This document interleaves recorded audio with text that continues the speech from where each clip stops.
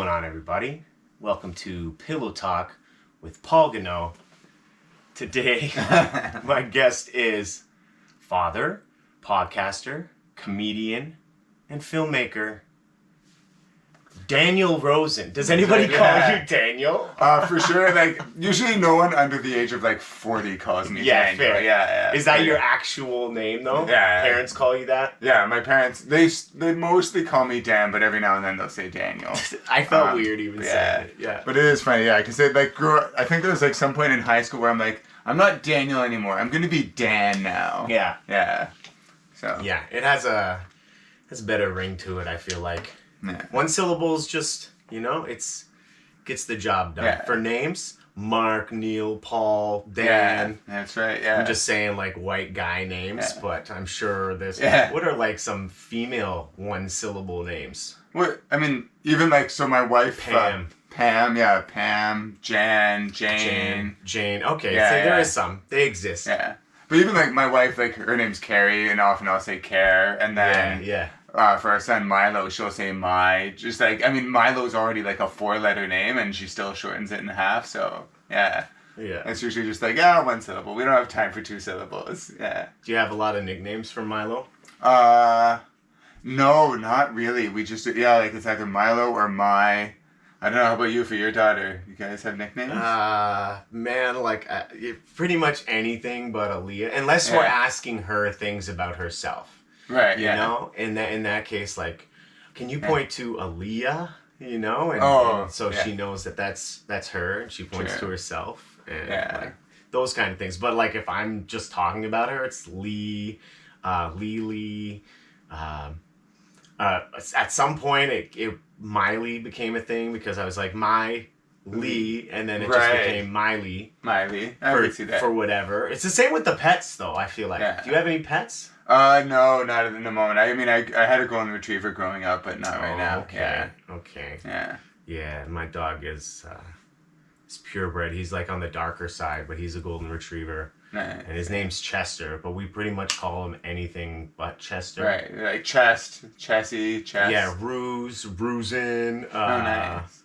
Just whatever, you know? And like that all came, like Ruse and Rosen just came from like Chester Rue. Put down to Rue, and then Rosen is just like an extension of that. I don't know, man. Fair enough. Sometimes it's a joke. So Milo's middle name is Elliot, and we have a lot of elephant structures in our things in our house because my wife really likes elephants. Okay. And he even has like a thing in his room that says Milo Elliot Rosen that has an elephant on it. So sometimes as a joke, I'll be like, Milo Elephant Rosen. And so I'll call him Elephant or whatever, and he'll giggle about that because he also likes elephants. So yeah, that's good. Aaliyah loves like just animals. We've taken her to so many just farms and things like that just to like see live animals. Nice. It's like live animals and toy cars. I feel like that's what like kids go nuts for. Yeah. Aaliyah's like super obsessed with cows. Like cow is probably her favorite. I don't know how that happened.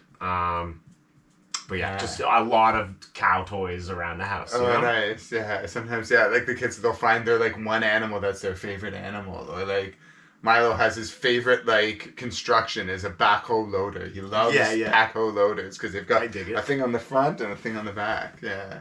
How'd you guys come up with the name? How were you guys able to... We use this app called Kinder, which is like Tinder, but for kids' names. Okay. So like I matched my phone with Carrie's phone, and then you get like male names, female names, and you can choose even like you're looking for different ethnicities. So like we were looking at like Hebrew names. We were looking at, I think, because she's South African, so we looked at some African names, and then like some like European names, and then for fun I threw in like Pokemon and Lord of the Rings names, but she refused to swipe right on any of them. Like I thought like Charmander Rosen would be a really good thing, and then like when he has his bar mitzvah, he becomes Charmeleon, and then when he turns 18, he becomes Charizard, but anyhow, that got vetoed. But like Milo, we wanted like also like an M name because we both had M name grandfathers, and so to kind of do that to like honor it. So we had like Milo, Miles,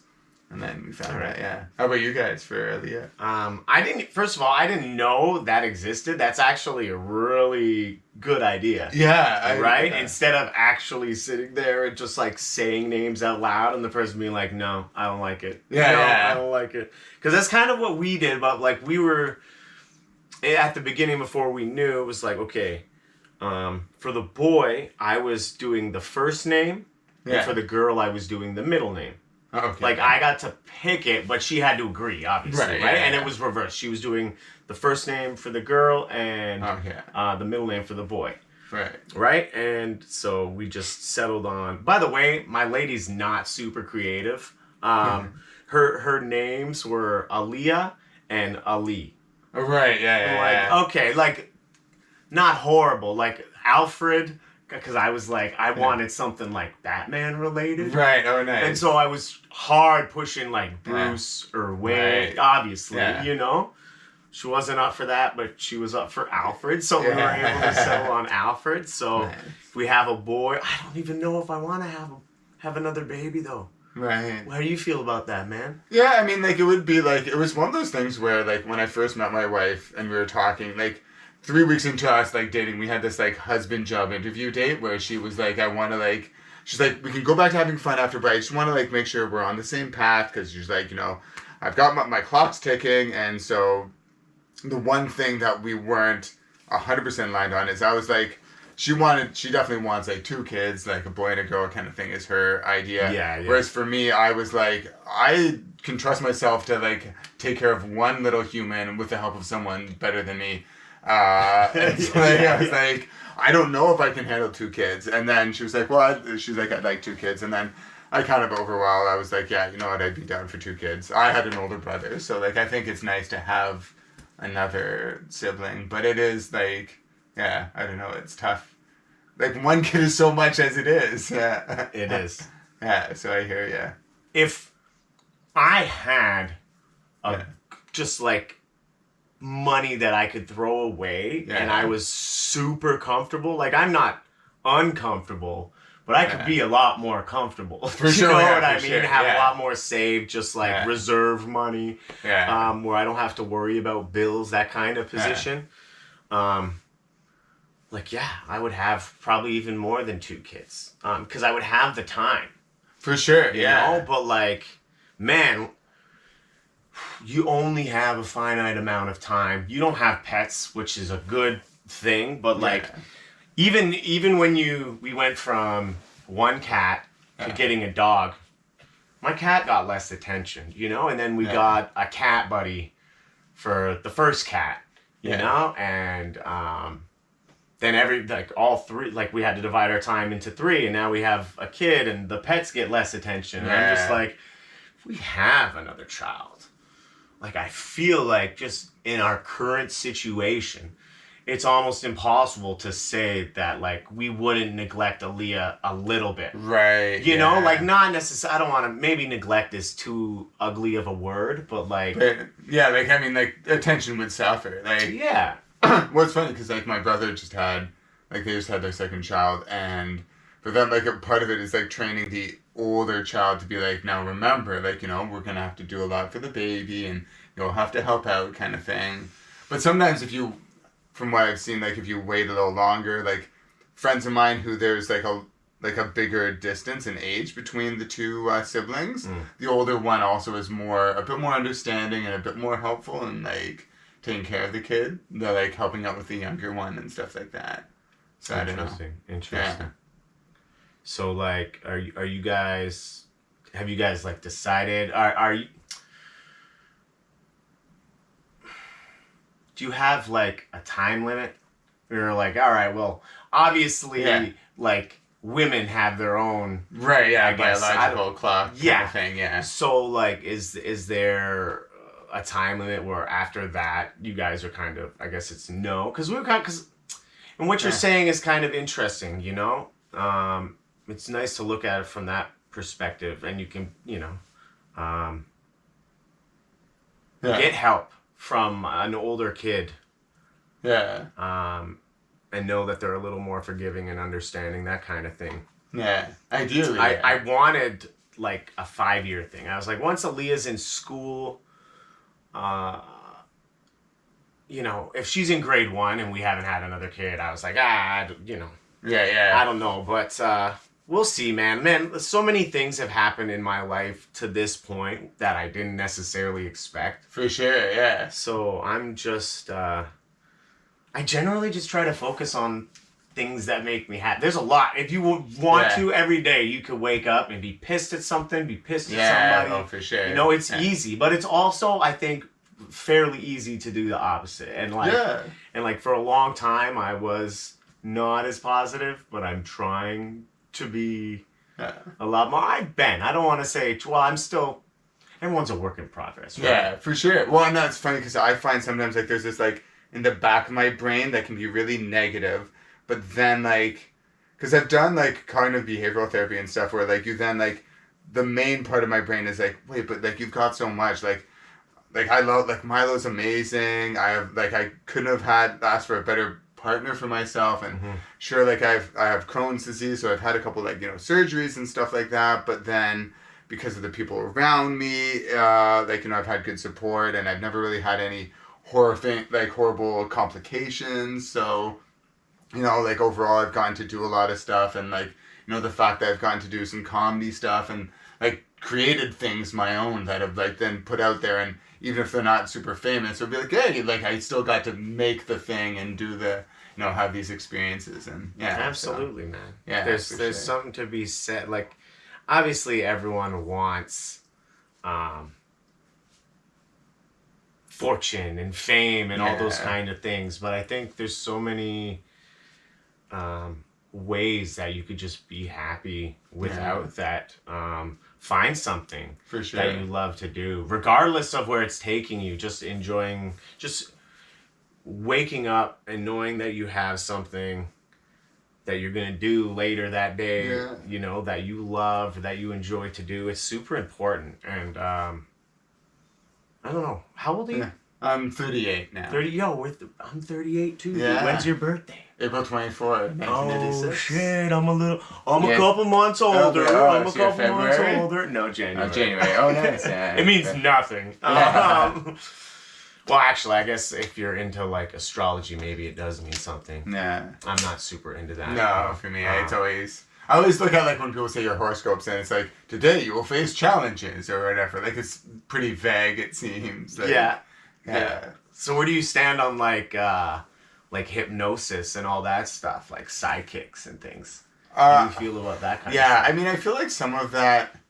like, especially, like, when I've looked at, like, John Edwards or, like, those, like, you know, people who are like, oh, I can communicate. It's sort of, like, a lot of it seems cold calling, or, like, if you really want to believe it, you'll get into it. But I remember once, I was at, like, an overnight camp when I was a kid, and my camp counselor, like, I love this camp counselor, he was, like, one of my favorites, and he did this thing, like, where it's supposed to, like, kind of, like, he was reading this, like, story that's supposed to, like, lull everyone to sleep and help everyone, like, go to, like, bed. And it was, like, this really, like, meditative, like, thoughtful thing or whatever. And then, you know, we're all listening to it, and everyone else is, like, passed out. Like, it worked on everyone. And then, as soon as it ends, I would, like, get up to go to the bathroom. And he's like, what, you're not asleep? I'm like, I was just patiently waiting for it to end so that I could then go use the bathroom. I had to pee the whole time. Like, I was like, and I was trying to, like, I was hanging on his every word. I loved it, but I just didn't get, like, hypnotized by it, or I didn't in that way kind of thing. Yeah. So, yeah.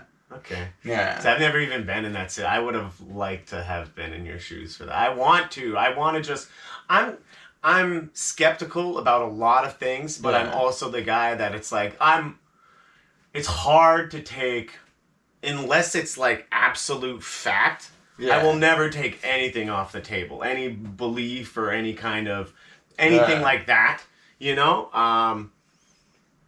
For sure. But like, man, I think it's super unlikely. Like, I'm leaning towards not believing it. Yeah. And I also believe in like situations where like, I don't know, paranormal powers, superhuman powers, are,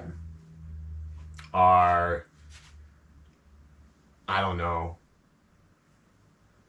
like, if someone actually people had superhuman powers, like, for sure, that kind of thing would be exploited, and you'd have people that are lying about it. And for sure, yeah. And like things like feng shui, is that real? I'm not sure, but I saw a show once, and this person brought in 3 different feng shui specialists. Yeah. That like to like rearrange their house and figure out how they could get a better energy, and all 3 said some different shit. Right. So I'm like, I lean towards not believing feng shui, you know, and I think sometimes the belief it's almost like the confirmation bias. Like it'll be like if you're really into it, then it will work because you believe in that order. Like you see like it's sort of like, oh, this being just right here or whatever makes me feel better. And so, like, it works for you, but I don't think it necessarily... I don't know if it's, like, a scientific thing or if it's just, like, a personality. Yeah. And that's it. And if it works for you, like, one could say, like, there's a certain way that you want, like, a kitchen to flow. You know? Like, I'm a chef also. Like, I do that. Oh, nice. I went to school for that kind of thing. And so, obviously, like, the setup of like your line in, a big kitchen is important for just service and the flow, and everybody that has like a couple things that are being added to like one dish where you can communicate without having to yell across the kitchen, or you can pass something to somebody without having to fucking walk behind fucking 6 people and things like that. So like I get it. And people, even that kind of thing, everyone has their own kind of preference. But, like, is there a science behind it? I don't know. Yeah. And I think it's good. It's important to be a skeptic, man. Like, for sure. Aaliyah's not really, she has words that she says. Yeah. But she's not really, like, we're not having, like, conversations yet. Yeah. And, like, I want her to be, I know how I am. Yeah. And also, regardless of whether I want it, I think she's going to be that way. So I feel like I need to embrace trying to want it. I know eventually it's going to probably become a pain in her, like, older years, specifically teen years. But, like, I want her to, like, ask questions. And, for like, sure. be skeptical of things. Yeah. And especially nowadays, man. Yeah. Well, I was even talking about how, like, I want Milo to eventually be...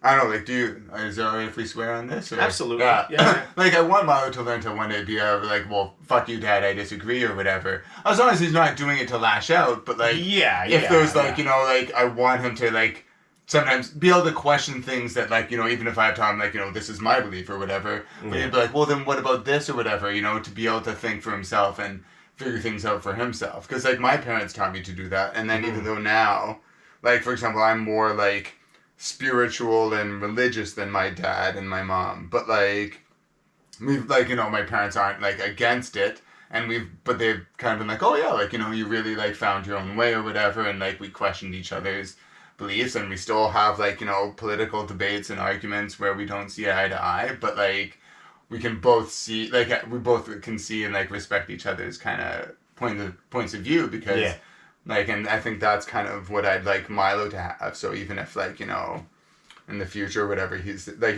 he's saying something that's like, no, this is what we have to do, and I'll, we can, debate back and forth. But yeah, like, I want him to have that kind of skeptical and questioning feel to him. Does your, like, wife ever, like, test you just as, like, a father? Where it's like, well, what if Milo did this? Or what if Milo became this? Or, like, those kind of things, just to, like, see what you'd say? So not as much that. In fact, I'm more the, like, that kind of person where I'd be like, where I'm more the one who'd be like, like, what if Milo's trans or something like that or whatever? And then I'd be like, well, like, it's like, why are you talking about that? Like, we'll figure out, like, when that happens or whatever, that Is that what she says, or is that what you say? That's what she says. Whereas for me, I feel like I'm very similar in that way to your wife, where that's kind of, I'm like, who figure it out. I'll figure it out. Yeah. And, like, to be honest, like, after a while, I stopped doing that. But it's funny, because I'd say when we were dating, and then, like, when we were engaged and stuff like that, there was tons of husband tests that she would give me.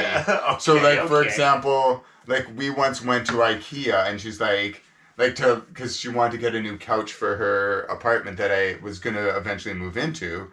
And so we went to IKEA for, like, couch shopping, and she specifically unbeknownst to me at the time, chose like it was like a Saturday or Sunday afternoon that we were gonna go, like when it would be super busy, and like then for us to afterwards like we'd build it and put it together, and then like you did it all in the same day. I can't remember if we did it in the same day or maybe like different days. It stresses me out just hearing about it. I think we chose it the same day, and then the next weekend we put it together. Oh, okay, that's. But it was very much like afterwards she was like, oh, I wanted to see how you would handle that. Like so like how would you handle like a busy IKEA? Would you lose your shit or like would you like that kind of thing? And would we be able to like build IKEA furniture together without us like freaking out against each other? And so together. Like, yeah. Did you do it together though? We did it. She's actually very big on like building things. Like she loves like building her own like IKEA furniture. Yeah. But she also didn't want me just to like sit by the side or whatever. So we actually did do it together. That first one. Yeah. All right. And I feel like me saying that seems like my lady might not do that, but she does. We definitely have different strengths just in life. Yeah. And so, like, certain things, like, I know when she's gonna, take the wheel, and certain things, she knows when I'm gonna take the wheel. Which is good. I think you need to be able to do that, like... Yeah, and you need to have, especially in, like, a relationship, and it's good that you and your I guess, your family are able to, like, think different things and still love each other. It's super important, especially in today's society, you know?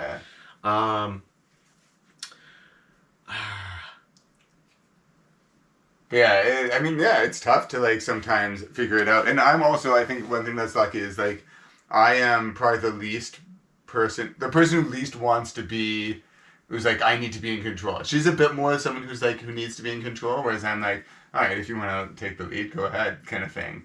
Like my brother is someone who like has to be in control of everything to the point like where like I have like, and growing up it was kind of like that, whereas I'm very much always like, I don't care, like because I kind of see it was like there's so little control I have in the world anyways, like as long as I can like take care of the people I love and take care of myself to the best of my ability, then like whatever, like because there can still be like I don't know, like something could like explode in our kitchen or like something malfunctions or whatever, like there's so many factors that just like come up in life that can get in your way. Even like outside of like taking the lead, just be like it's I think, I don't want to say, like, everyone, this is everyone, but I think a lot of the good relationships that I know of and I've seen, like, there's common ground, but the two people are generally strong in different areas, and I'm sure,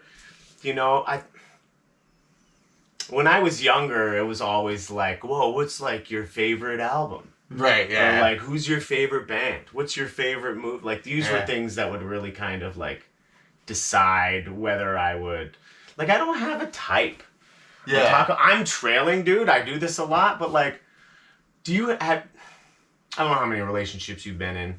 I was in, I don't know, a handful of serious relationships. And, like, when I think about all of, like, my exes... Like, none of them, if you lined them up, they don't look the same. I think, like, it's a mentality thing and, like, an intellectual, like, maybe my type is, like, it's not it's not a physical type. I think usually it is, because there's so many different looks, I think, certainly for me, that I find attractive. Yeah. I did notice there was, like, a string where it was all these, like sort of like curly haired Jewish girls who I was dating, but for the most part, because then like I've dated blonde women, like women of different races, like that kind of thing. So it is more just like, I think it is like for like more long term relationships, then it's like it is really more the attraction that sustains you is their mentality and sort of just how they are or whatever. It's funny, I saw like on Facebook, there's like Pals Helping Zone or whatever, like those like one of those like sort of Facebook support groups, and someone posted like, oh, I discovered my partner's got like porn and the actresses in it look nothing like me. Is this a problem? And like all these women are like, whatever, like that's just fantasy stuff. Like as long as you guys get along, still have like chemistry like in bed and like get along well, like who the hell cares about like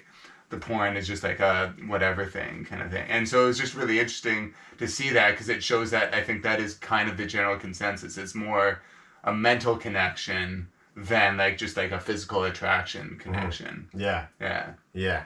I think that's the most important thing to go for. Obviously, I feel like the physical thing is kind of maybe what gets your foot in the door. Yeah. And then the rest is just, you know, what makes you stick around. For sure. That's how I feel. Yeah, you know? absolutely. Because looks will fade eventually. Like, do I want to be with someone who, like, is fine, like hitting animals? Like, I don't care what your religion is, blah, blah, blah, but, like, do you treat people nice? Are you, you know, like... Absolutely. Yeah. Yeah, for sure. Because that could be so much bigger of a turnoff, I find, than looks. Yeah. Absolutely. For sure. Yeah, and even, like, I think I've, like, dated women, like, even, like, yeah, like, different body types and sizes, too. Like, so, it's not like, oh, like, they have to be, like, you know, this petite or this tall or whatever. Yeah. For sure. All right, so I want to ask you about comedy, because I don't really know how long you've been doing it or why you got into it. So, like, what was it? So, I went to school for film. I did, like, a screenwriting program I'd done, and I was trying to, like, get things going. I'd gotten, like, commissioned by an independent company to do a, like, low-budget sci-fi feature script, and then just their funding fell out all of a sudden. They couldn't keep up with the project, and then I was like, shit, well, I still want to create, but I don't have it. And so then, and I had been doing like improv, and which I enjoy, but like improv shows usually it's you and you're performing for the other improv acts on the show, and so like not a lot of people get out to it. It's not as much, but then I found out, oh, like that joke or that thing that I want to say in a, you know, short film or whatever that I want to write, I can just turn it into like a comedy thing that I can then perform on stage tonight. And so it was just more of that. And because I like the storytelling stuff and, you know, like doing, you know, like sort of, especially the comics that have more of like almost like a one-man show kind of vibe, then I started, started like crafting it. So I'll be like, all right, like these 5 minutes will kind of relate to these minutes, or like how like trying to get comedy so that like if I'm doing like 10 minutes, 15 minutes, 5 minutes, whatever, that there's like a flow from the start to finish. And I, and so that kind of that's kind of what got me into it. So where did you do your first set? I'm trying to remember my first set. Yeah, it was. Well, so my very first set was in university when I was out in Halifax, Nova Scotia. But that was like at the campus bar or whatever. And I almost don't count that because we did like a couple of them and then I stopped. And it was like just for like your friends and who are gonna like laugh at you no matter what kind of thing. Yeah. So my first real set was at the Office Pub in downtown Toronto. They used to do a Monday show, and so I did like a set there where I like had like a really weird experience where I worked maintenance in this like rundown apartment complex, and then I put that on, and then I like had put that together as like a 5-minute set, and then it did well, and people said like, oh yeah, like you should keep doing that, and so then I started doing that, and even though I eventually like abandoned that set, like that kind of got me going. That was like 6-7 years ago, I think. Yeah. All right, I dig it. I did improv for like the first time since like high school, maybe like a month or two ago at Tonight. Oh, nice. Tonight Bar or whatever. Yeah. It was Ben's show. Ben Davies, yeah. Oh, nice. Yeah, how did that feel? You know, it was funny because I kind of forgot how it worked. Like, I remember it in theory. It's like when you, haven't been on a skateboard or whatever your thing is, you know, in a while, and you freaking hop on, and you're like, okay, like, I remembered in my mind how to do it, but kind of you got to get the feel for it again. And so, like, the first game or thing that we did, I was mad stiff, man. Yeah, I remember looking at the photos and like the next one that they were doing, because he has like a thing where there's like a stand-up and then like an improv game or whatever. and then maybe 2 games, and then another stand-up, and so he kind of like, has it all staggered, and like the next improv game, he's like, Paul, come back up, and I was like, bro, didn't you see the first time? Like, but the second time was good, and yeah, I'm definitely interested in doing it again. When I went to Second City, I did a couple levels there, and I was thinking about doing the improv class, and I just never did it. Maybe one day. Honestly, like right now, where I'm at with this is I'm trying to. Obviously, I love doing stand-up, but I'm trying to diversify a little bit. I've really been kind of looking at getting a manager or something like that. Because, like, okay, so I'm going through Marvelous Mrs. Maisel. Yeah. And, like, have you seen it? Yeah. Great show. I love it. Yeah.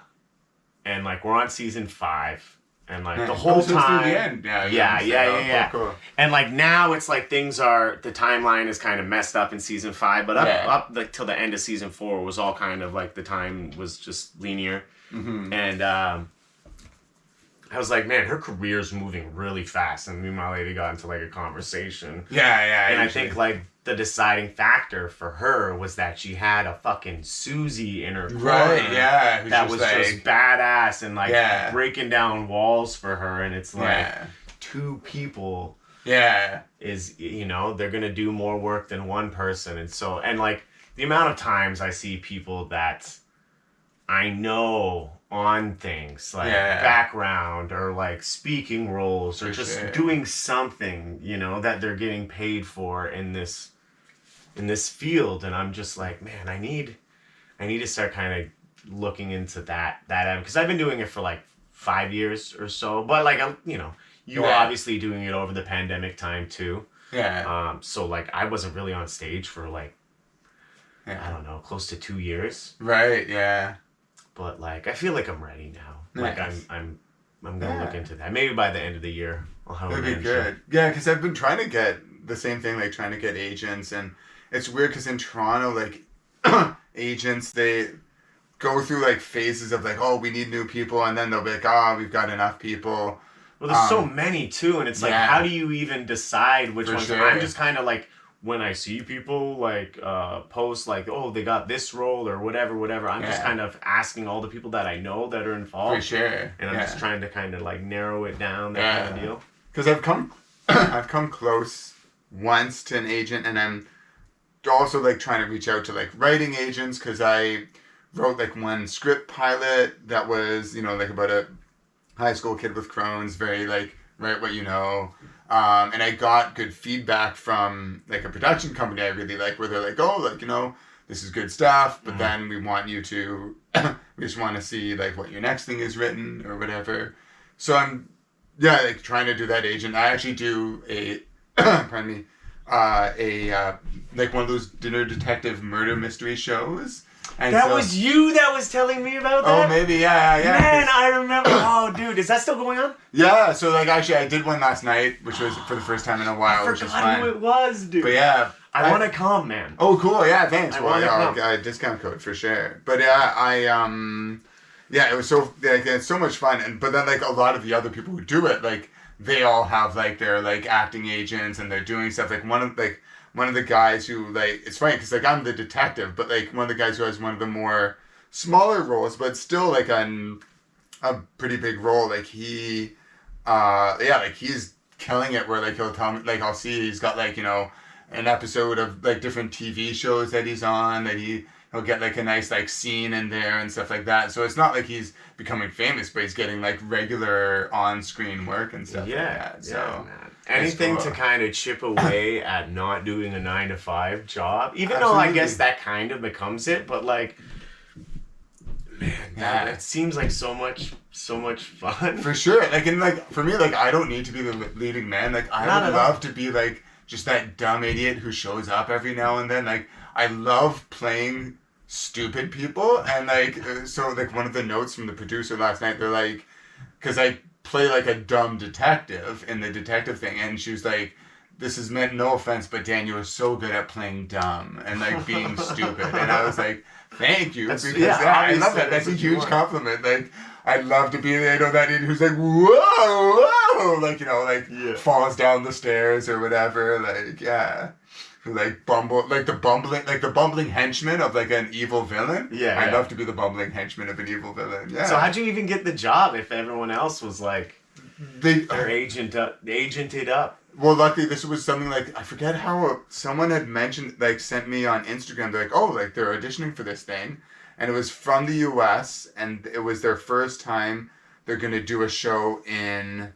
They were gonna set up this detective show called The Dinner Detective in Canada, and so they're gonna try it out in Toronto, and so it was just like a Zoom audition where they got everyone to play like a basic like improv game, and so and then I did it. Like I lucked out. I had a really great scene partner for my thing, but like I was like, oh, like it went really well. Like the improv skills had come back for it, and so they liked me, and then I lucked out. Like I got sort of the detective role. But then I've done also once or twice like some of the other roles as well, which is fun. So they still they'll sometimes let you mix it up. But yeah, so that was lucky. It was an audition where you didn't need to have an agent. But yeah, super fun. And so like to do more stuff like that would be a lot of fun because I do like doing like sort of silly stuff like that. And I do miss improv sometimes because I used to have like a really goofy improv partner where we're like, forget about all the rules we learned. We're just gonna like be batshit silly for like however much time we have on stage and just like fuck around and just enjoy it. Yeah. For sure. So, I think Susie Meyerson has from Miss has set the bar. Like that's what my lady's gonna expect. Right, yeah. Like I'm gonna be like, yeah, so I just signed with this agency, have like whatever people managing me, and she's just, I don't know. Yeah, like she tough to get, she was like, they don't get paid unless you get paid, and I was like, babe, you have to pay up front, like everyone, like it's all. They're not doing anything for free. Like, why would they? I don't know. Yeah, no, for sure. Like it's and because it's also like one of those things like with the entertainment business where it's almost like you have to show you can get something yourself. Like I was talking to Jay Rainville about this because he said like he had to first book like a couple like non-union commercials before then his agent, like he got an agent who was like, all right, cool, we'll sign you for something. And it is one of those things where like you have to show like, oh, like I did this commercial or I'm doing this like, Dinner Detective or I'm producing these like all these 2 or 3 comedy shows and stuff like that. So to show that you're like you can take initiative so that they know that they're not just going to be holding your hand. So the fact that you produce your own, like, you produce comedy shows and you're, like, out there doing stuff, that is something that, like, you can use that to an advantage to be like, hey, look, like, I'm making shit for myself happen. If you help me out, like, I'm gonna then also take the next step. Yeah. So you have to kind of, and just, like, really, like, get that kind of, like, sort of, like, CEO confidence almost. Just be like, like, I can do this. I can do whatever you want, like... Yeah. It's hard sometimes. It's hard. Oh, it's tough. And there's always so much competition and there's so much luck involved and like right place, right time sometimes. But it's definitely where my mind's at. I'm moving towards that, nice. For sure. All right, dude, you want to get into top 5? Sure, let's do some top 5 stuff. Yeah. I'm curious what you have. So, movies you've seen, the most seen movies. As in, like, throughout your life, how many times do you think you've watched this movie?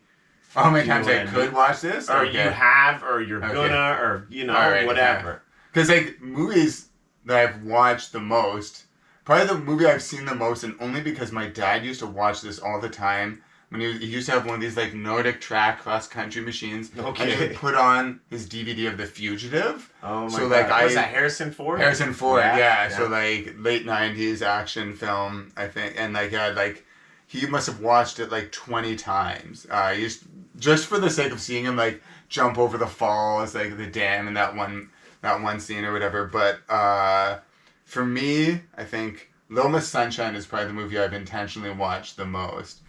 When that movie came out, that was like the indie movie that like blew my mind for like how hilarious it was, but like I'm always like a sucker for like the loser family that like sticks together, like, so that I really liked because it really where like, you know, they don't win the competition but they all like come together, that kind of thing. So that one. And then like I've watched two classics I've watched a bunch are On the Waterfront and The Sting.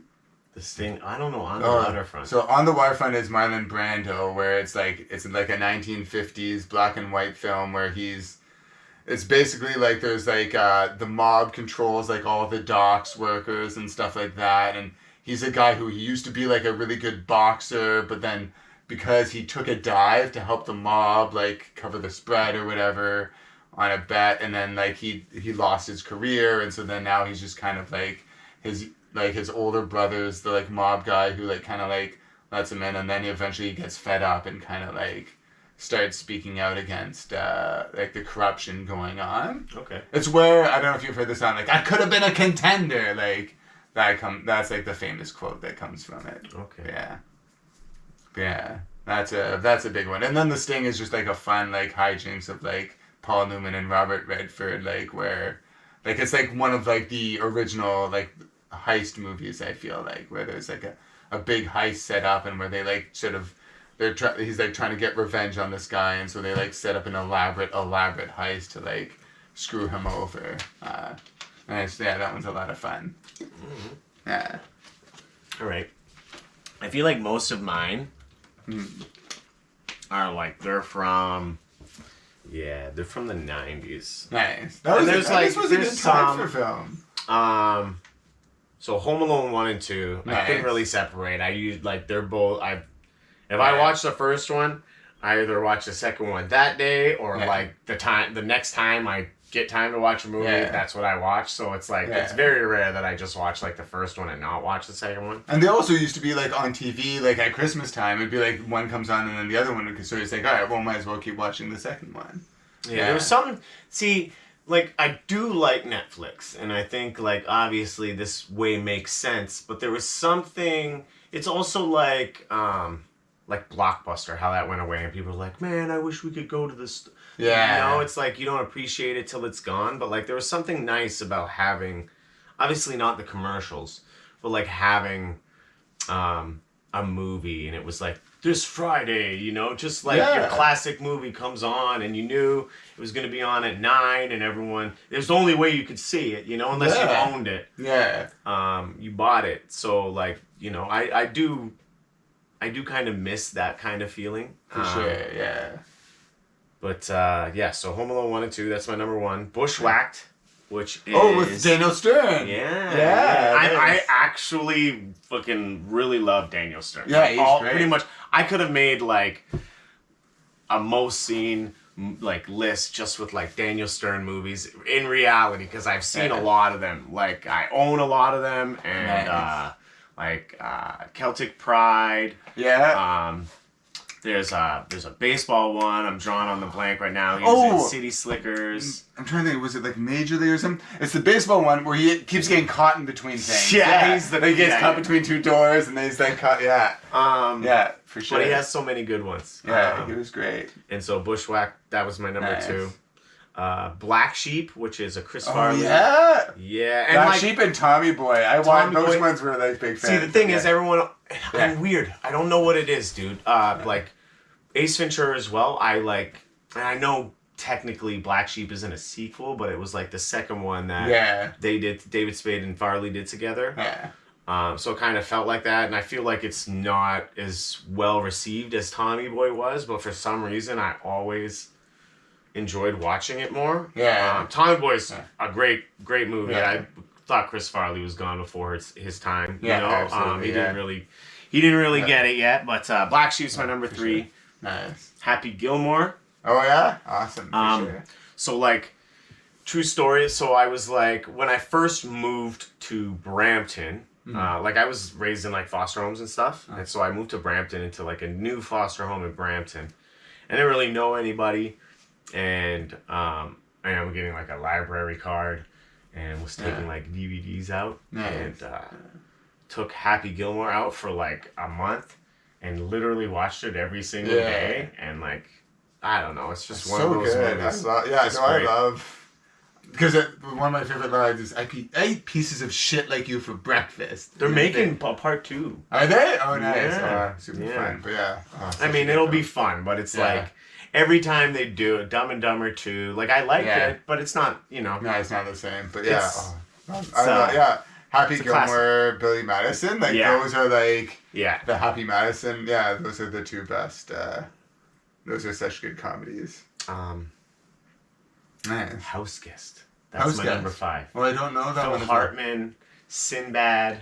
Oh, okay. I mean, I remember vaguely like when it came out, but yeah, I don't know that. I never saw that one. Yeah, no, it's a solid. Oh, that's cool. Sinbad's just like a degenerate who like owes money to like some mob guys. Yeah. You know, and ends up running into a guy at an airport who's looking for someone he hasn't seen in forever and just pretends that he's that person. Right. Oh, nice. And so he goes to stay at their house and. It's really funny. I feel like the 90s had a lot of movies like where it's just like some like little misunderstanding where someone's like, "Oh, you must be the guy," and then hilarity ensues for an hour and a half. 50% of the movies in the 90s, for sure. For sure. And it was great. I loved those movies. Oh, that was so much fun. That's cool. All right, dude.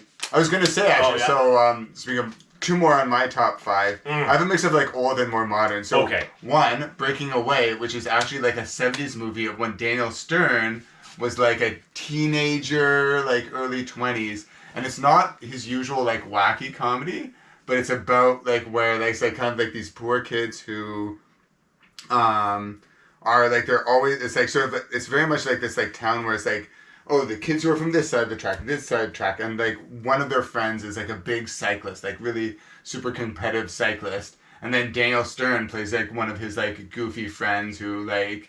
And it's like like another one of those like group of like undergrad misfits who like come together. But it was like Daniel Stern, Dennis Quaid, and I think just those 2 guys before they were famous, and a couple others like but that was like if you want to see like Daniel Stern when he's like 19 or 20 kind of thing, and then the movie that really blew my mind was Eternal Sunshine of the Spotless Mind. Ooh, that's a good one. That is a really good one. Because it's like sci-fi, but not like aliens or like laser sci-fi, and it was just kind of like how like it showed relationships, and it's also very funny, but like very like emotional. So that one that's a big one for me. That's a good one. I was I've always been a fan of. I mean, when it's done well, when comedians do, like, the more serious roles. Yeah. When it's done well, it's really good. Yeah. Jim Carrey also really nailed the, what was that? The Man on the Moon. Yeah, Man on the Moon. Yeah, fantastic. Yeah. He and Robin Williams, I feel like they could really do that. Like, they could get them doing, like, the serious roles and then just, like, the silly, like, the Ace Ventura type stuff or like, Mrs. Doubtfire, Good Morning Vietnam, like, crazy people. Yeah. Sandler had at least one good one, and I could think of one that I really liked with Will Ferrell that wasn't like super popular. It's called Everything Must Go. Yeah, that's a good one. Yeah, that was not bad, man. Yeah. And like he is kind of funny, but it's not a comedy. You know? Yeah, like where he plays like a bit more of a serious role. Yeah. Yeah. All right. Sure. You want to do? Let's do comedians. Yeah, I can do mine first. Go for it. I've done them before on here, but Joe Rogan. Love the guy. Nice. Okay. I'm a big Rogan fan. I feel like his new special caught a lot of crap because he hadn't released anything in like 5 years, and so he talks about like pandemic stuff, and I think it was just maybe like he hit the mark a little too late. Right. But like the stuff was still funny. You know, it might not have been the most up to date references or whatever, but I liked it. I haven't seen his new one, but like he had some older stuff. Like I mean, I always love it. Like whenever he's talking about like drugs or aliens, I'm on board. Yeah, drugs or aliens. Yeah, for sure. Yeah, who else? Chappelle. Mark Forward. He's a Canadian guy. Yeah. Oh yeah, I love Mark Forward. Yeah. Carlin and Bill Burr. Nice, of course. Yeah. Carlin. So Burr is definitely on my top 5. He's my slight second favorite. I'm huge Burr fan. Mike Birbiglia is the guy who just because his like I like that. I love his like storytelling style that he has. So he's definitely up there. Yeah, his delivery is super unique. He has, he has like some classics that are the Joey Bag of Donuts. Joey Bag of Donuts, yeah, like stuff like that. I love, yeah. So I love. And his last one was actually pretty solid. Yeah. He's pretty solid. He's consistent, man. Yeah, which I like. Yeah, and I saw that one when it was at like JFL Toronto. So it didn't have like the sort of like the stage set up. Because here now, like, he'll add, like, sort of almost, like, some sound effects and some, like, lighting design. So it didn't have that. But his last one I really liked. And I love the new one, which is about, like, having a kid. And that, like, literally came out, like, a couple of days after I found out, like, after we found out my wife was pregnant. And so then, like, it really, like, hit home for us about the whole, like, kid stuff. So I really like him. Who else did I have? I need to, like, double check my list here. But I really, there's even like, actually I'll put in one improv group. There's this group called Wild Horses, which is a group of 4 women. The 2 main ones are Lauren Lapkus and Mary Holland. Oh, and so, I love Lauren Lapkus. Yeah, like, I love it. And because she'll also do like the most batshit insane characters and stuff. Like she'll be on like Comedy Bang Bang and other like things. And just because, and she's talked about how she like, yeah, she's like loves, like, the more, like, she gets, like, an unhinged role, she really likes it. And, like, Mary Holland, similarly, like, she was on Veep for a bit, like, where she, again, like, also played, like, yeah, like, a really, like, horrible person, and, like, but in a really, really funny way. And I haven't seen Veep yet. Oh, Veep's good. But, Lapkus, I discovered her from The Wrong Missy. Right, okay, yeah. So that's super funny. That was like one that I didn't expect to be as good as it was. Yeah. Like every once in a while there's a surprise. That was definitely a surprise for me. Because that's, the kind of, like, she loves doing shit like that. So and she just, like, stole anything away from anybody else in that whole movie. Like, she just shines so much brighter than everybody. And, like, she was in with some vets. Veterans. I don't know how long she's been doing it, but it's not as long as David Spade. That's for sure. Right? Yeah, for sure. She just killed it. But she's great. And then I also I really like Jim Jeffries. Yeah. Yeah, he's really great. And then for Canadian comedy, Deanne Smith, I really like. They have a special called Gentleman Elf. That, again, it's similar to Mike Birbiglia, where it is kind of like that. Like, it's not like a storytelling thing, but there feels like there's like a consistent arc to what they're saying. And so I found that kind of, and they also have, what was it, like, an ex special. They have a special about all their ex-girlfriends or whatever. And so it's like going through like all their like, their ex-girlfriend relationships and stuff like that and so on. And it's very self-deprecating, and I always really like the self-deprecating stuff. Yeah. Solid list. Nice. If you want a good special, like for couples, I think, and it's one of my favorite specials of all time, and it's not even by my top 5. It's by Sinbad. It's called Where You Been. Where You Been? Okay, and, like, cool. It's actually like a really cool special. Like he comes out, like it starts off and he's playing like drums. Like there's like a jazz band behind him, and like I mean most of his stuff is just relationship material in that. Yeah. Sinbad actually had like a stroke recently. He was really? Like when I had, I don't know, gone through a lot at a young age. Like there were certain people, like Daniel Stern is one of them. Sinbad is one of them. Just like literally every one of their movies, like I had at one point, and like, when I seen that dude, but it was weird because like a bunch of comedians posted something, and that's how I found out. And he was just like in a wheelchair, and you're just, I don't know. But he's someone who also, like, again, like so many comedians always like talk about him being kind of like a groundbreaker, someone who kind of like just sort of like really inspired a lot of other comics and stuff. So all right, nice stuff. Yeah, no more sad shit. Fucking superheroes? You want to do that one? I can do superheroes. All right. So, clear number 1 for me is The Thing. I'm a big fan of The Thing from Fantastic Four. Okay. Fantastic Four overall, I think they're fine, but like The Thing I always loved, and like I often find like anytime there were like issues that were, or like there'd be like sort of limited series that was like just focused on him. Mm-hmm. I found him to be like the most interesting of all the characters because he is this guy. Like the others all have something kind of going for them that like outside of being a superhero. Like Johnny, you know, Human Torch is like the super hot guy who can like, you know, get whatever supermodel and like, you know, lives that like go-getting set like jet setter life, and he has cool powers. He flies and he's got flames. Yeah. And then like Reed and Sue, like they've got each other, but then like the Thing, he's all, you know, like he's kind of like more on his own. He's hideous. He's like a rock creature, but then he just loves like fighting. Like he doesn't care if he's fighting like a 100-foot monster. He's like, fuck it, I'm gonna like go in and do it. And yeah, like he just had, and he had like the more interesting backstory as well, because he was kind of from this like rough neighborhood that's like based off of where Jack Kirby, who co-created him, grew up in New York and stuff. And so was there ever like a lady thing? They've done like a lady thing at some point. I think it was either like in the 70s they did briefly, and then like every now and come back. But I feel like for like a lady thing version, I really like the She-Hulk as well. So She-Hulk, I think, is a better. That was a good show too. Yeah, I really liked that show. I thought it got like too much flack, but I thought it was so much Man, fun. I'm a DC fan. Like overall, like I prefer DC. Fair enough, yeah. So like I'm used to that shit. I'm used to just people shitting on the things I like. I'll be like, oh fucking people didn't like Batman versus Superman.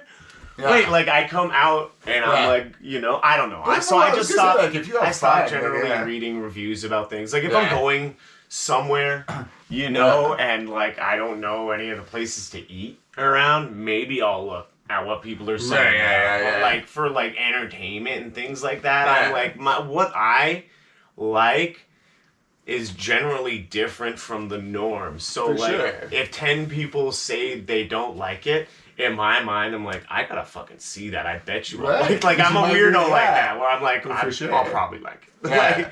I like things that people don't like for some reason. So. Yeah, and I feel like, you know, if it's like a whatever superhero movie or whatever, I was like, yeah, who cares? Just let people enjoy their shit, like for sure. Because and with superhero movies also, and just like superhero like comic book stuff in general, I kind of just want to enjoy. I'm not thinking of like, oh, there's that tiny little logical plot hole. I'm like, I don't know, like whatever. It's like these are guys jumping around with superpowers and colorful tights. Like that guy's like half frog. Who cares? If it's like if it's really scientific that like a frog man could jump like that or something like that, right? Like I don't care. Like I just sort of enjoy all of it and have a lot of fun. Yeah, absolutely. Sure.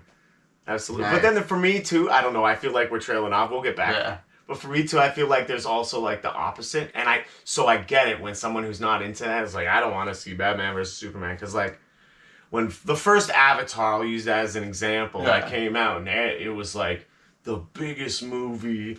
And there wasn't a single person who told me bad things about that movie. Yeah. And I was just like, oh, there's too much hype. Right, yeah. I gotta wait, and then I wait for the hype to die down, and I was like, yeah, it's okay. Yeah. Like, I don't know. I'm like, so, like, generally, like, just find things out for yourself. Even if you see a bad review, don't let it necessarily dictate you seeing something or not. Yeah. For sure. All right, so The Thing. The Thing, yeah. So The Thing, yeah, I love The Thing. I also, one of the things I really liked, here, I'm just going to check what else I wrote down just to remind myself. But, like, one of the things I really liked about The Thing is that he, there's also, like, some of my favorites are, like, there's, like, issues where it's just him and the Invisible Woman. And those ones I really like because that relationship where it is just, like, a genuine friendship where, like, there's one issue I remember reading where he's, like, it's like Sue Storm's about to give birth, and then, like, this guy Blastar comes in from the negative zone, and so it's just him, like, holding off, like, just getting the shit beaten out of him just so she can, like, give birth, like, without being attacked by, like, a supervillain, and, like, that kind of stuff I always really liked about him, that he's just kind of, like, he's just always there for, like, his friends, they're his, like, chosen family, that kind of thing, which I thought was cool. And then I really love, like, Wolverine and Daredevil. I think I also put down as one of my I would have liked to have favorites, seen Ben Affleck as Daredevil just pop into Deadpool Wolverine. That it would have been fun to see a little just even briefly. Yeah, I mean Elektra.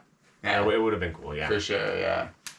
Yeah, I think those are my main favorites. Yeah, who else do you have then? If you're a DC guy. Yeah. Who are your and I like Marvel, and I like Image, and I like...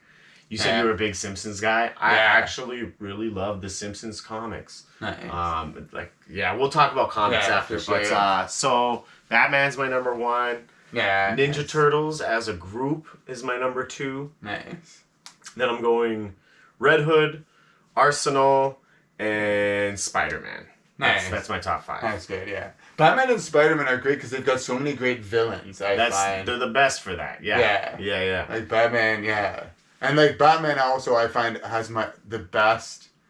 It's weird because even though I wasn't... he's probably, depending on the day, if you ask me on a different day, he'd be in my top 5. Because a lot of my favorite limited series or whatever are Batman. I love Long Halloween or Hush or all these other... there's a lot of great Batman graphic novels or Batman last year runs. they did a Batman Santa Claus. Oh, right. Batman/Santa Claus. That was pretty cool. Oh, cool. And also, the best, the cartoon. I don't know if you've seen Cape Crusader on I haven't Prime. seen the new one yet, It's so good. No. And it, takes place, sort of 30s style, so it takes place in the past, so you don't have any of the, modern tech or whatever. You don't have... But that one's really cool. Bruce Timm, I believe that's his name, who did the animated series. He's doing that, right? Yeah, that's right, yeah. And animated series is, one of the best It's things. pretty great, Yeah, for sure. All right, let's do comic book run. Series is? Yeah, series is, yeah.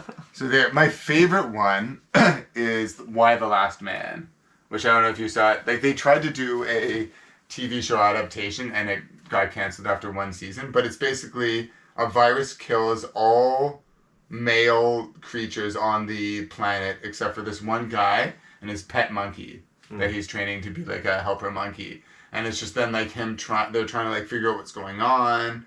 And then he was when the virus hit and everything shut down, he was in the middle of proposing to his girlfriend. So he's trying to find his girlfriend who's in Australia or trying to get to there from the US and all these crazy ass shit that happens and stuff like that. And that one was a lot of fun. I really like that crazy ass sci-fi one.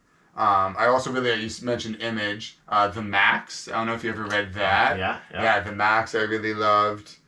Long Halloween is one of my absolute favorites. And I like Jeff Loeb and Tim Sale. They did a lot of really good they did that one and a couple and Dark Victory, and then they also did a lot of these Spider-Man Blue, Daredevil Yellow. There was these graphic novels that were color oriented, but it would be kind of a going back to a nostalgic feel of when those characters first started and had a big tragedy. So Spider-Man dealing with Gwen Stacy's death, Daredevil dealing with Karen Page's death, that kind of thing. So.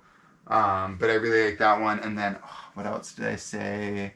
So 2 others. Persepolis, which is this graphic novel about this sort of a memoir of this girl growing up in Iran when there was a big regime change. Her name's Marjane Satrapi, and it's about her kind of we talk about having our kids being able to challenge your parents or having your kids be able to think for themselves, and so it's all these this political propaganda is being thrown at them, and how she's starting to think for herself, and her parents she has parents who are very outspoken against the government, and she's trying as things get worse and worse, and they're trying to deal with it as then and war breaks out, and they end up moving out of the country. But that one I think is really great, and when you see current political situations going on, how it's still very relevant to seeing how people deal with the propaganda that's shoved down our throats about different countries and stuff like that. I think it's a really prevalent one, and I follow the author Marjane Satrapi on Instagram, and she's still this very badass fuck you government kind of I'm not taking your bullshit kind of way, which is really cool to see. So yeah, those, and then Daredevil by Ed Brubaker. He had a really good run. Yeah. All right. Yeah. right. How about yourself? I dig that. There's a couple that I'm not familiar with, but I want to check out. Okay, so Watchmen's my favorite. Nice. I know when we were talking about doing your podcast, hopefully we still get that happening. Yeah. And that was like the one that I picked. And I had a feeling it was going to be on your top 5 because it's very close to my top 5. Yeah. But I was like, all right, I know you'll probably... Yeah. And it's one of those properties that it's like, for me, it's like almost like the holy grail of like, because everything that is like Watchmen, even like they did the Before Watchmen, they did Doomsday Clock, the show, the movie. Like, they're all, I think, really good. Like, really top-tier quality. Like, everything. I feel like if you're going to take that name, you really need to do it justice, and I feel like people have. And then I'm going Batman Volume 2. A lot of cool stuff. Like, what era would that be? Like, Batman Volume 2? That's like New 52. Oh, okay, started, cool. like, New 52 era. So it's like Court of Owls. I love Thomas Wayne Jr. Like, all this kind of, all this, like, just real shit that, like, most people don't know. It's just, the amount of times I was like, while I was reading, dude. Like, by myself. Yeah, I just recently started reading Court of Owls, and that was like, holy shit, what is this? That was so cool. That's part of Volume 2. Yeah, nice. Red Hood, The Lost Days. Nice. It's only 6 issues, but it's really cool. It kind of fills in a gap. I've never read any Red Hood stuff, but like, because I've been hearing more and more about it, like, that's one I want to check out. Yeah, that and like, oh man, there's so many. I had like... Well, let me go through. I'll give some honorable mentions after. Flashpoint is my number 4. Just generally the main story leading up to it. Even there's like a flash run that kind of, it's just the road to Flashpoint. So it's really tied in. And then there's all these like 3-issue miniseries about like, the crappy Wonder Woman and the skinny Superman and Batman... Night of Vengeance, I think it's called, like, with Bruce's dad becoming Batman, because Bruce ends up dying. So in this Flashpoint, like, Batman miniseries, Bruce ends up dying, and his dad becomes Batman, but he's more like Red Hood. Like, he's Batman, but he has guns, and he'll kill people, like, without question. And his mom becomes Joker. Bruce's mom becomes Joker. Oh, wow. It's ridiculous. There's so many things going on. And then Ninja Turtles Volume 1. Nice. I gotta say that was groundbreaking. And Ninja Turtles still like one of my favorites. But like, I don't know, Secret Wars, Original Sin. I would even say there was another series with Red Hood it was just Red Hood / Arsenal, which was really good. I think that's like one of my favorite versions, if not my favorite versions of both those characters. Oh, cool. So that's really good. Nice. I also said Simpsons. Yeah. Freaking the Simpsons like comics, really funny, man. And they have some good one-shots that they do of like there's like Mr. Burns, there's there's a Maggie one, there's all the smaller characters each get their one shot, and I like what they're doing. I started also even getting into like Futurama comics as well. I haven't gotten into those yet. A friend of mine once, like, for like like a coworker, when they were giving like it was like at the end of, like, we used to work in film, like at the end of like a contract was giving people gifts, and I got like a Futurama comic book one because he knew I was super into it, and so then I was like, oh sweet, like that was great. But when you mentioned Ninja Turtles, I recently read The Last Ronin, which is like because I was like, I didn't realize that when the Ninja Turtles, because I grew up on the cartoon in the 90s, but like how like there was so much more to it when like the Ninja Turtles was created, like, and so like read that one and started going back and looking at like the original ones and not realizing just how like groundbreaking at the time, like, it was such a like new thing to do Ninja Turtles, like the way they did it. Yeah. And it was partly like an homage and partly kind of tongue-in-cheek, like making fun, like, oh, like turtles who got radioactive, and then, but like it really, just like, super cool. Those first two 90s, they really, like, within like 5, there's a good thing on Netflix. It's like just an episode of a show called The Toys That Made Us. Oh, okay. Yeah. Or maybe it's The Movies That Made Us. But there's a Ninja Turtle episode. Yeah. Really informative. Okay. And it's just like, I mean, within like 5 years, the show, the comics, the toys, Right, like it was, they pushed Ninja Turtles really hard. And like a lot of times when that kind of thing happens, like they fall off or they're not done well. But I think, I think man, those 90s movies, they still are good today. I love those. Those ones were so much fun. And like, man, my brother and I, we must have had like 30 or 40, like, just like, that we either like collected either our own or like got it from like hand-me-downs from other people. But like, I had so many like Ninja Turtles, though, like cheap, like there would be like, sometimes it would just be a few bucks or whatever, like, because we'd either, like it would be just sort of whenever it would be like, oh, like what do you want for your birthday or something like that, we'd be like, more Ninja Turtle stuff. Yeah. Or like, so, like. I had a helicopter. Oh, nice, Ninja Turtle helicopter. And Rocksteady and Bebop. And, sick. Yeah. Have you seen the latest Ninja Turtles movie? Like the new animated one? Man, I want to say I'm so behind in like my movies, man. I still haven't seen Aquaman 2. And like I've seen that's like the only DC movie I never saw in theaters. And I still haven't even seen it. Yeah. And it's like I generally see most of them, but I don't know, man. I'm just behind right now. Yeah. I want to see it. I still haven't even seen, and I heard someone talking about it at work, and I was like, what are you guys talking about? The second Spider-Verse movie. Still haven't seen the second one. Very good. It's a bit longer, but that was a cool one too.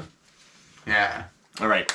Let's end on Canadian bands. Nice. You want me to go first? Sure, yeah, go for it. Okay. So, again, when I was talking about like my taste, like I don't know.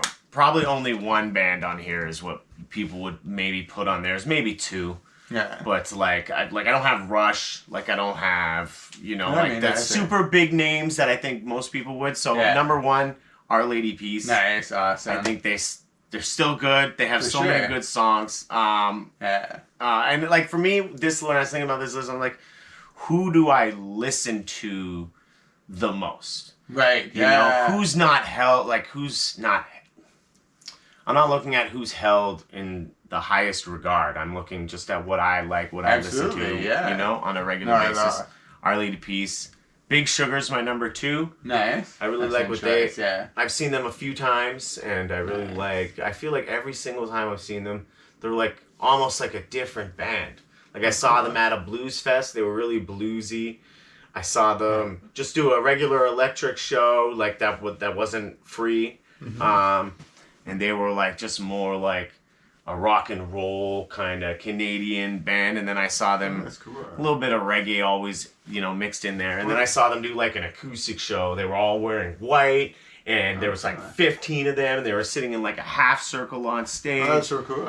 And like, but I feel like they had like a really unique vibe because you had like they're rock and roll, but they also are kind of bluesy. Yeah. And they can do the acoustic thing. So yeah. It's almost like endless. But I think like now the original band, like it's just the singer who's left. Yeah.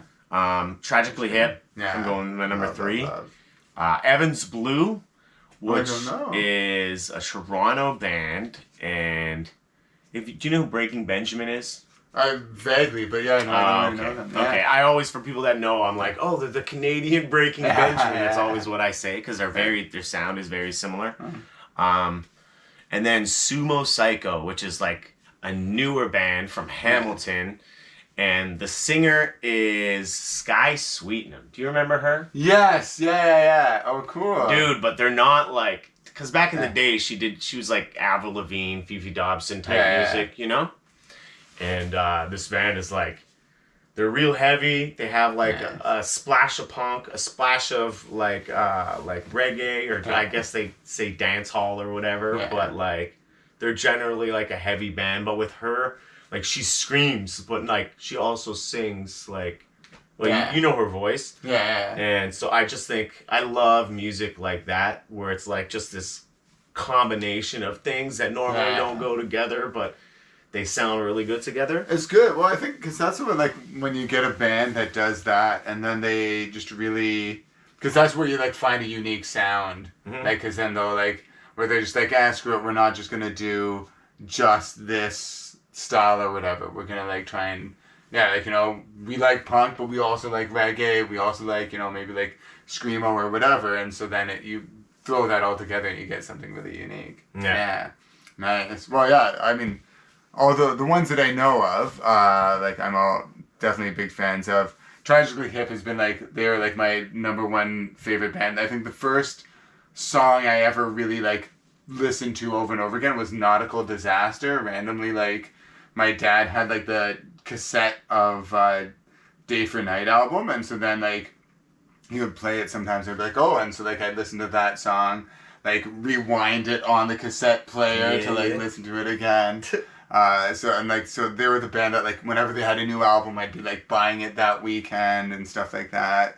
I used to also like Alanis Morissette was one of those ones who I really liked. Like I mean, obviously like the Jagged Little Pill album was a big one. Yeah, in all honesty, like when I think about her, that's really the only album. And like I don't want to take anything away. I know she's still making music, and I know it's still of like she's a great musician. Yeah.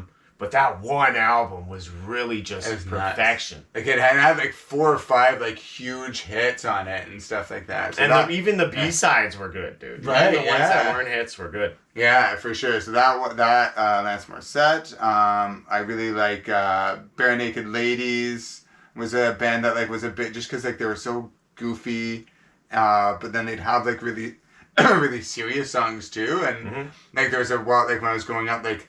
That like Beastie Boys and Bare Naked Ladies where I'd be like, oh, like they'd have these like silly songs, but then they could also have these serious songs, so I really liked that. There's kind of a tie here where there's very different bands, but there's a Winnipeg indie rock band, the Weaker Thans, that I really like. I know them. Yeah, but then also like I have such a soft spot for Sum 41 because they were my Sum first. 41 was on my list. Yeah, they didn't make the cut. Yeah, they were like.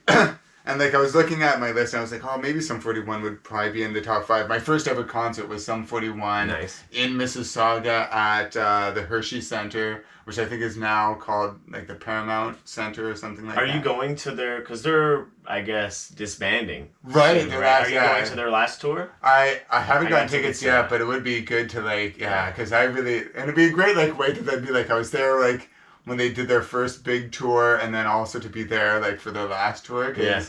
And especially, because I would love to see, I'd love to see them again. And I really liked that. They also felt like they were like, even though they were kind of pop punk, but like they just had like, I think a different vibe and they really kind of went with their own thing. Like, and so I really liked them. And then for 5th, someone who I've seen other than Tragically Hip, the only other band I've seen 3 times in a row 3 times live is Kid Koala, who's like, the Montreal DJ who does, like he's like an amazing DJ. He also like refuses to do laptops, so he still does it like analog style. Yeah. And there was like a few years ago when I was first dating my wife, I went to like a buddy of mine got us tickets to see him at the Mod Club, and it was for my birthday. And then he got really sick. He's like, I can't go. And then I asked Carrie, I was like, oh, do you want to go see this DJ? And she's like, yeah, like, because she likes like more like pop, like mainstream stuff. Mm-hmm. But so she was like, yeah, we'll go see this DJ. And so she went there. And like, first of all, he had this like arcade setup because he had done the soundtrack to this breakdancing video game. So like, we were playing that for a little while. And then in the middle of the concert, he had a track where he remixed the Yo Gabba Gabba theme song because it's his daughter's favorite show. Okay. And got literally everyone in the club conga lining to it. And so she's like conga lining with me. Like, she's like, what the hell? I thought we were going to see like a DJ. Like, she thought it was going to be like dancing kind of thing. But it was like just this really goofy, silly like show or whatever.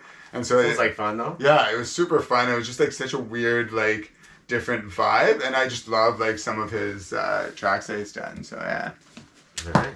But yeah. So yeah, he's those are mine. But like again, Our Lady Peace, like Clumsy album and like Happiness is a Fish You Can't Catch are like albums that I listen to constantly. I really like the Spiritual Machines. The first one, that was a really good one. Mm-hmm. Even is their first album just called Navid? Yes. Oh, that was a groundbreaking one. Yeah, that was huge. But I mean, dude, honestly, like. I liked a couple of the bands that you mentioned. I could have put Gob on there. I could have put I Mother Earth on there. I keep forgetting about. There were so many good 90s, like early 2000s. Treble Charger had their time. Charger. Moist was another one I used to listen to. Yeah. There's, you know? And Canada had some really great rock bands, and that era was really good. Like, I wanted to do a, I've been like trying to write like a show that takes place, like a sitcom that would take place like early 2000s in the high school. And because of that, I've been like listening to like all the like Canadian rock bands from that time. And so I was like, man, there was like a lot of really good music. Like, not good, yeah. Yeah, that wouldn't be bad. It'd be like just a 2000s version of like Freaks and Geeks almost. Yeah, exactly, yeah. I dig for it. sure, yeah. All right, bro. Show that enough. Let's end with one of these. Cool. Boom. You can grab one too, dude. Oh, that's it. Go on, yeah. Okay, these are really... Mine are super easy. Nice. I think. Okay. So, do you want to do one first? You can go first. Well, it's funny. So there's two questions here. One of them, I think we've already talked, is what do you think of the occult, astrology, magic, psychics, etc.? Okay. Yeah. So we don't need to do that. So we don't need that one. So yeah. But here's one. So how is your memory? And what sort of things do you remember or forget? I think my memory is... Okay, well, I don't want to say it's amazing, but I would say out of me or my lady, I think I have a better, more vivid memory. I can remember more small details. Mm-hmm. I don't know. I don't remember a lot from my childhood, and I think that's just like a product of trauma and not wanting to fucking remember things. Right. Somewhere along the lines, like, that's not worth remembering, and so... But as far as like a stoner goes, I think I'm pretty good, man. I got a lot of things on the go, and like I generally don't forget like most things. I don't know. What are we doing? How's my memory on a scale of like 1 to 10 maybe? Yeah. Probably like a 7. That's pretty good though. I would say that. Because I find sometimes like people are like I mean, it also depends on like what, like it said, like what sort of things do you remember or forget? Because like. Okay. Because if there's like little details, there's like, oh, like it happened at this place, you know, at this time. Like, do you remember stuff like that, or do you remember more like, oh, it was like just like a really fun party, or oh, like that was like a nightmare, like last night or whatever. That's interesting. I think I can remember more fine details than like that generally. It also, like if I'm involved and it's something, like I remember I just saw Limp Bizkit like a couple weeks ago. Yeah. And like I could still like just remember like the way his certain voice was in a song, the way it's not how it is on the album, and like just like certain parts, like I don't know, like I feel like I can remember what certain people are wearing in certain scenarios. Yeah, so you're like more of a details person kind of thing. Whereas I know like some people, they'll go to that concert and be like, oh man, it was awesome. And they'll be like, oh, what was your favorite part? They'll be like, just the whole concert was like super fun with all the songs. I want to say this though. Yeah. I asked my lady out maybe like just over a week after her birthday. Yeah. So like we've been together for 5 years. Yeah. And every year when it's coming up, I always have to like go to Facebook and see which one is which day. I always confuse her birthday and our anniversary. Right. You know what I mean? Yeah, so I'm like, I go straight to Facebook now and I just see when the last time people wished her a happy birthday, and that's how I figure that out. Fair enough. You think I would remember after 5 years? Okay. How judgmental are you? I feel like, I mean, there's some, like, for the most part, not so judgmental, but every now and then, like, I can get very judgmental. I try to be, there's, like, the ideal Dan, and then there's the, like, part of, like, well, the Dan, actually, where, like, ideally not so judgmental for the most part. Like, because for me, I'm kind of like, if you're not hurting anyone, if you're being, like, a decent enough person, then, and you're not being selfish, then I'm like, who cares, like, sort of what you do, or like, like whether it's like you've got lots of tattoos or, you know, you're like lots of kinks or whatever, like, you know, kind of thing, however you dress. Like, I never really care about that kind of stuff. So I try not to be, I don't think I'm very judgmental about that. But sometimes, like, if I find someone frustrating to deal with or whatever, some like a coworker or whatever, then that can color me to be more judgmental about something and then I'll catch myself and I'm like, wait a minute. If I didn't think they were like an asshole at work, then I wouldn't judge them for their like liking this band or whatever or like that kind of thing. So yeah, I think. So for the most part, I don't think I'm very judgmental. Okay. Yeah. All right. Maybe like a 7 out of 10. 7 out of 10. As not okay. judgmental. All right. Yeah. All right. Probably all right. As well, yeah. First of all, I've always been like the guy who's like other people don't have the right to dictate how I live my life. Yeah. Which in turn tells me that no matter what I think, you can live your life however the fuck you want if it makes you happy. That's how I feel. At the end of the day, I don't care if you whatever you do. It doesn't matter. Literally, unless you're fucking killing people, abusing, doing something like real criminal, then like I don't really care. I've always considered myself opinionated, not judgmental. That's a good way. But also, I do have a low tolerance for excuses. Yes, yeah. Like there's just I don't know. After a certain point of going through things and like and man, I've been homeless and stuff and been in really rough situations. And no matter how far I was, I always knew someone that was like worse off than me. Right, yeah. Which always kind of kept me in check. But like when people just make excuses, like dumb excuses, it's so, especially now, and I don't know if actually, I don't think it's necessarily a bad thing. I feel like I'm just so quick to just like not associate myself with certain people that are just full of excuse. Basically, where I'm at in life right now is like if you don't mesh with who I am or like the things that like I'm trying to achieve and that kind of stuff, like I've cut people off just for making just stupid excuses. Like we don't need to.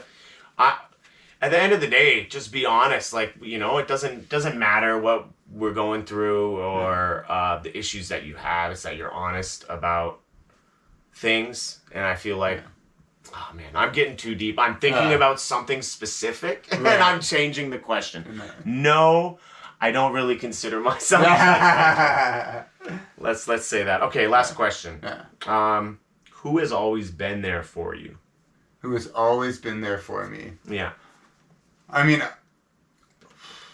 certainly I'd say since meeting her, like my wife definitely absolutely has always been there for me. I would say the way,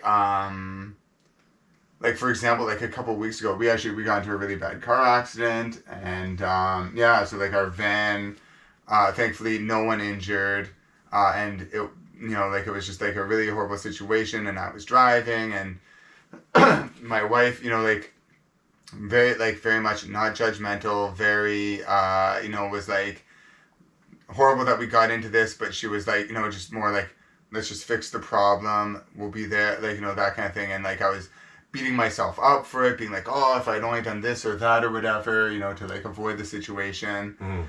And she's like, you know what, like, give yourself a break. Like, well, we just gotta do what we have to do to fix it because now we have to like get a new car and stuff like that.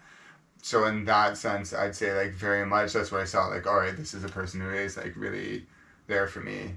So very lucky with that. And I'd say also I'm very lucky in that my parents, I feel like for almost always, I mean, there are things like maybe like in high school or whatever, but they maybe also like I wasn't sharing as much, but I've been lucky for like when the chips are down, like when I've been sick in hospital and stuff like that, I would say, yeah.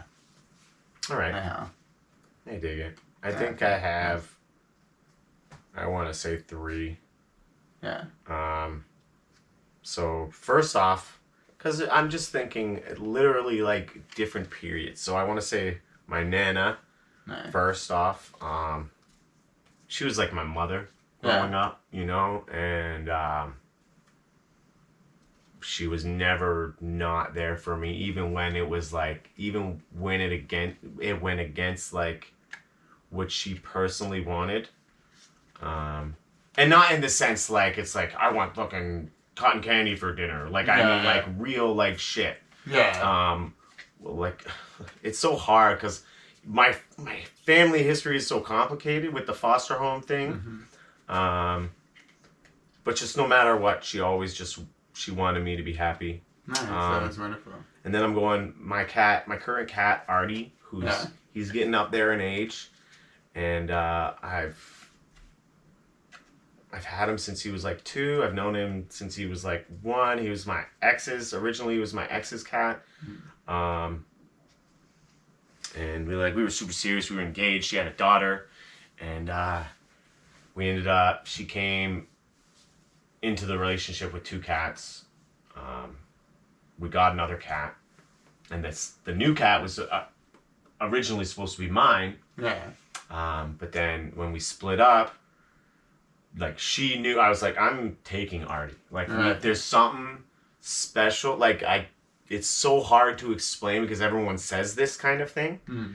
But like he was her cat, and as soon as we met, it was like he would always come to me. He was just like, he sits in my lap, like he just wants to be near me all the time. He's just it's the kindest cat. And like when we split up, it was literally just like, it was a rough time for me, man. Like I didn't think about women for like a year and a half. Yeah. Like at all, dude. I was like not interested. Like I might even try being gay. Like I'm not even kidding. I was like, I don't know if I want to be with another woman. Like that's literally, I was like, what do I have like left, you know? And he was the only thing I had left. And for sure. Just I remember coming home for like months before I ended up getting like a roommate, and like I would bring home a different toy like every time I came back from work, because he was alone too now. He didn't have his 2 buddies. Right. And we didn't have, you know, the 2 girls that were there. It was just me and him. Yeah, you know? And so and it was like we just have a special connection, and he's always unknowingly been there for me. You know? And I feel like people, especially with dogs and cats, people can really get that kind of a bond. Yeah. Any animal, man. I think any animal, you know? I feel like fish is a weird one, because you can't really like hold them or kiss them or hug them, but like I'm sure some people really care about their fish. For sure. And then my lady, you know, we've only known each other for like 5 years, but like it's not like obviously there's disagreements and things like that, but I mean, like my wife and I, it's been I think 7 years since we met. Yeah, it'll be 7 years in November when we first met, and so like we have but yeah, like definitely I'd say similar, like really strong connection like that too. Did you guys know each other a long time before? No, it was like literally this like such a Jewish way to meet someone, but it was her cousin introduced us so her cousin has this character Shirley like Noam, who's this like very funny, like really ridiculous sort of like sex positive vulgar country singer like comedy character who's like really big in like the West Coast and stuff. And then we were both doing a fringe festival, and said to me like, oh, like after like where we were like hanging out, we were performing in the same venue, and then after the festival she was like, oh, I can't believe I forgot to introduce you to, but like I think you'd get along great with my cousin. And then she messaged my wife saying like, oh, I found the perfect Jewish boy for you. And then like because like for me, like I think she knew like, oh, I just want like, you know, like you'll find someone who you like or whatever. Like it wasn't Jewish. I wasn't necessarily specifically looking for someone Jewish, where she was looking for like a Jewish guy to like date kind of thing. And so then we met, and we like immediately hit it off. And so it actually like it was very much like a matchmaker situation. Yeah. And it worked out. And it worked out well, yeah. I like that. For sure, yeah. How about yourself with you and your lady? Oh man, so like I said, Didn't think about women for a year and a half, and I was working at this catering gig. We did like TV show sets. Yeah. That's irrelevant. I just want to sound cool. Cool. But my boss and my good friend who worked with me, who got me the job, Steve. My boss at the time, not my current boss. Yeah. They were both like, so the owner of the company, he met his wife on Tinder. Yeah. And my buddy Steve met, who is now his wife, but wasn't Yeah. at the time. But he was like, oh, like, I love her. This is my forever person. And he wanted to get married back then. They are married now, though. They both met their people on Tinder. And I was just like, guys, like, I'm not trying to get laid. Like, I could do that. I don't want to do this app kind of thing. Yeah. And blah, blah, blah. They're like, no, dude, like, you can find your person, you know? And, like, I might not seem like it, but that's, like, always, I've never been, like, the single, like, on the prowl, fucking Matt Render type. Like, all the power to it. It's never been me, you know? Like, and maybe it's because I don't look like that, but I feel like even if I did look like that, I couldn't do it. I've never gotten that vibe from you anyhow. Yeah. And so, You met her on Tinder. Yeah, Tinder, man. There you go. I literally wrote, just a man looking for his person in my bio. Yeah. I was like, I'm pretty sure I'm doing Tinder wrong, guys. Like, I don't know. Yeah. And then just, I don't know, we matched. She pretty called early me. On, too? Was it, like, pretty on? It was like first or second day. Oh, wow. Nice. Yeah, but I hadn't been on it a lot. I just kind of, like, briefly, I hated being on it. I would go on for, like, 5 minutes, and I'd be like, I'd hate to. I always felt like such a dick whenever I'd be on like Tinder or any of the dating apps. Like I was terrible. But so you weren't even on Tinder for very long. Like you met pretty quick. Found her. She called me. Oh, nice. She was weird about Tinder too. Yeah. I was like, we gotta meet. I gotta make sure you're who you are in the picture. I was weird about everything because I had never been down that road. You know, only time I had ever been on a dating app. So nice. But hey, man, whatever. Awesome. However you find your person is how you find your person. Absolutely. For sure. That's awesome. Damn, man. I guess we'll get out of here. Sounds good. You can let these people know where to get at you if you like. Alrighty, well, you can find me on social media at Dan the Guy Rosen on all the socials. I do still finding my September dates, but I do a fairly regular show at Comedy Bar Danforth called Silly Semites, which is like a Muslim, Jewish, Arab comedy showcase, and going to be doing some more shows in and around the town. What about any of those like short films that you made? Is there any way anybody could see any of those? Or? Well, especially if you're in the U.S., there's on Amazon Prime in the U.S. my short film Joe and Mary's Kid, which is like a short sci-fi comedy with a little robot in it. Or also it's on, I think, Vimeo and YouTube. You can find it on some random streamings in Canada as well. Joe and Mary's Kid. That's my like prized possession short film to check out. Oh, yeah. Cool. Appreciate you being here, brother. Thanks so much for having me. No problem, man. Like always, this podcast is brought to you by Neon Light District. Hit them up. Use code PillowTalk to save 10%. And by the Great North Apparel. Hit them up. Use code PillowTalk to save 30%. Oh, sweet. Just want to thank Dan again for being here. Go follow him and check out his business. And see you guys in 2 weeks. Peace the fuck out. Yeah.